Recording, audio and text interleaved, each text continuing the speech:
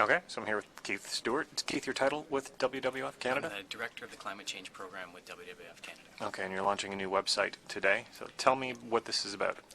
So the Living Planet City website is about trying to paint a picture of what the world looks like once we've gone beyond fossil fuels, when we don't have things like coal or oil from the tar sands. How would the city work? Where would we get our power from? How would we get around?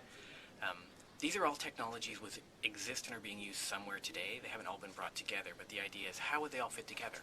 How would wind, solar, hydro, geothermal fit with electric cars, electric light rail transit, biking, all those types of things? Because a lot of times we don't really have if we don't have a picture of the future we want, it's going to be pretty hard to get that future.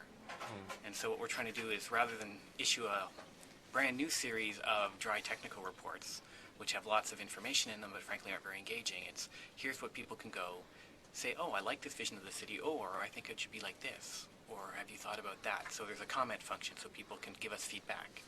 You know, what do they have in their city that they don't see on this site that they think should be there? You've tried that before. I've been to press conferences where you've come up with report after report on these things. You make them available online. How do you expect this to work differently with people who want to learn more about this?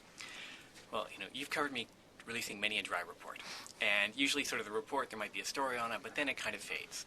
The idea of this is something people can engage with. It's, you know, a little bit like an eco version of SimCity. What kind of future do you want to build?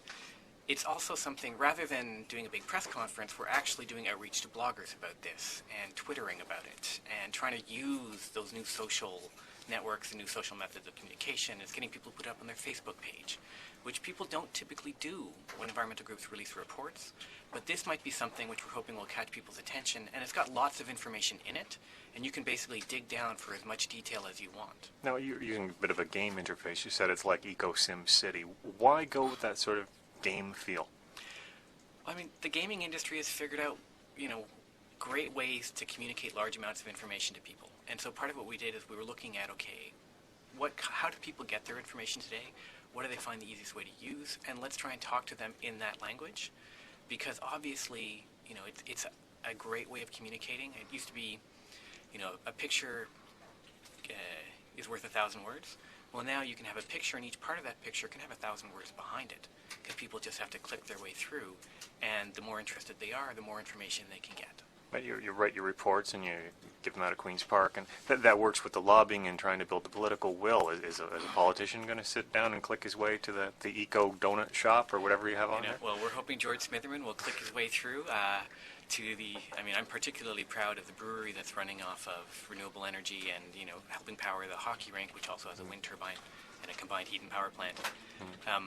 But yeah, if we can't get the public excited about this kind of a vision for the future, the politicians are never going to be excited about it.